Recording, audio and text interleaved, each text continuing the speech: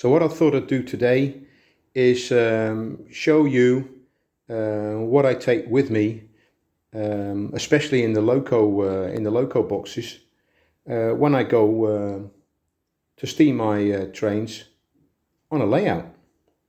Let's take a look. These two go hand in hand. I've got a nice set of tweezers here, and in here, if I can open it, are all I've got 3 link couplings. My rolling stock that fits together with 3 link couplings. There's no automatic couplings on my with my rolling stock. I like when the train is riding along, I like to see the wagons sort of a bit loose, you know, and when I slow down and the wagons shunt into each other a little bit, they buffer each other. I like to see that, so I don't use any automatic couplings or anything like that. And I always use a length of chain between the locomotive and the first element of rolling stock. Always use a long chain. And that obviously goes with me. Those two. Last but not least, in this particular case, because this is Reginald that I'm going with me, I take a picture of Reginald with me, because there's always people that come around, you know, the general public, when they come to watch, they always said, well, who's this Reginald? So I can show them a picture. So that's Reginald. He always goes, and he goes in the side there. Okay. So how I do it, I never take more than 2 locomotives normally. And in the one locomotive, I keep all the wet stuff, the oily stuff, the hand tools and everything. But I keep something else in the other. So I'll just close this up, and I'll get the other box and show you what's in there. All right, then this is the second box that I'm taking a locomotive in, and I don't know whether you can see it. Perhaps I'll just tilt it a little bit. This is my kit-built locomotive. This is Wilhelmina, the Roundhouse George locomotive, and I have just a little bit of extra foam between the locomotive and the tender, and on the side I've glued an extra bit of foam on the side, but the rest is the same. So we've got the locomotive here between the 2 larger sections of foam, and we've got the tender put in this way. Okay, just like the other loco box, we've got a tray, an insert tray, and I like to keep my radio control stuff in this box. So we have transmitter from Fossworks. He goes in there, and most importantly, we have AAA batteries. And let me have a look. 1, 2, 3, 4, 5, 6, 7, 8, 16. I've got 20 AAA batteries, and they are all rechargeable, by the way, all from the same manufacturer, and that is Fujitsu. 2 or 3 years ago, I looked on the internet for comparisons from different sites, different sources, and these rechargeables from Fujitsu came constantly. If they weren't the best, they were in the top 3. So I thought I'd commit myself to a set of these. Now, why have I got so many? So if I'm going out running for a day and both locomotives get used, each locomotive takes 4 AAA batteries, and the transmitter takes 2. That's 10. And I haven't yet come across a situation where they die on me. But what that means is I have a reserve set. For George, I've also got a reserve jet and seals and stuff. Never used it.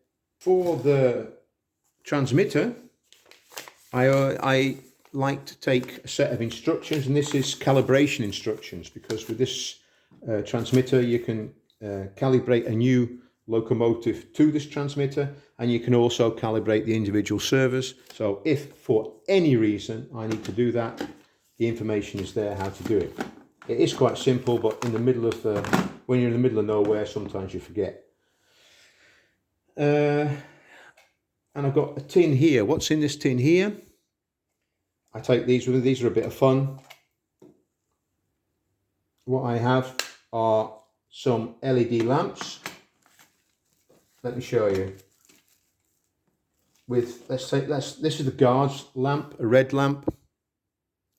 And what it is, this is from SLR models, I think.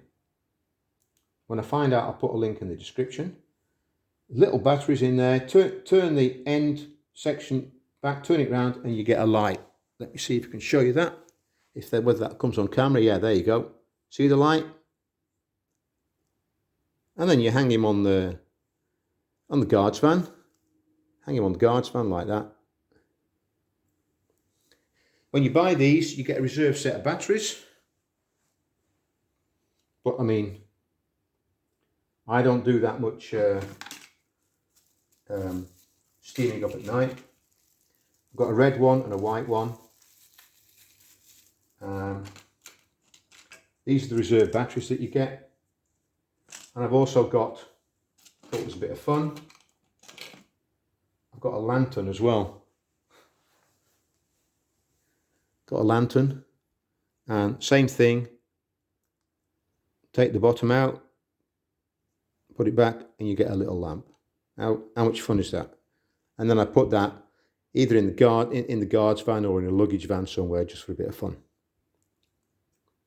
There you go. So, oh yeah, the last thing, I've got a bit of fuse wire here, bit of fuse wire. Sometimes, or some people use a paper clip. You could be visiting somewhere and a situation arises where either somebody with a different coupling would like to run your rolling stock, or the other way around. That I've got something that I'm running a locomotive, and somebody's kind enough to let me pull their rolling stock. And if the couplings aren't compatible, I use a bit of fuse wire. So always carry a little bit of that with me. And that's about it for the loco boxes. Okay, just a quick word about my rolling stock. How I transport my rolling stock. It's all in bubble plastic, as you can see. I find that does the job. Perhaps a little word about the boxes. These things, these days, you can get them in all sorts of shapes and sizes and quality. I did have a cheap one before this one, and after a while it started to deform and just wasn't doing what I wanted it to do. Now this one, it's got some pretty solid plastic clips for the side.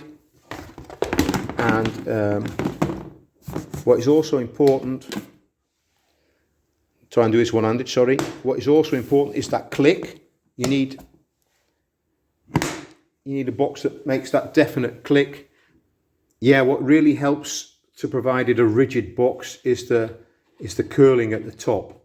And this plastic on this box is just that little bit thicker too than the one that I had previously, and it makes all the difference. It was a little bit more expensive, but not much. 2 or 3 quid or something equivalent.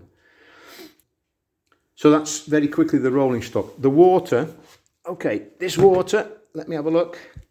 I'm in Holland, so the text that I've got on it is in Dutch, and it says not drinking water.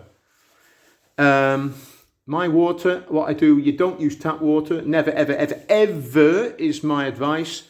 I don't care what the local water authority by you says the water quality is, whether it's hard or soft or whatever. play safe. What I use is rainwater. I collect rainwater in a tub, and then using a and then it goes through a coffee filter, and then that goes in these special containers. Storing this stuff, the tip here is to store the water in a dark and cool place, not constantly in the light, in a dark and cool place, and then it will do its job. Okay, so I hope you've enjoyed that. As I say, I'm off shortly to a new indoor layout, and I'll try and make a couple of videos of it, so I can share it with you then. So until then, look after yourself, and I'll see you next time.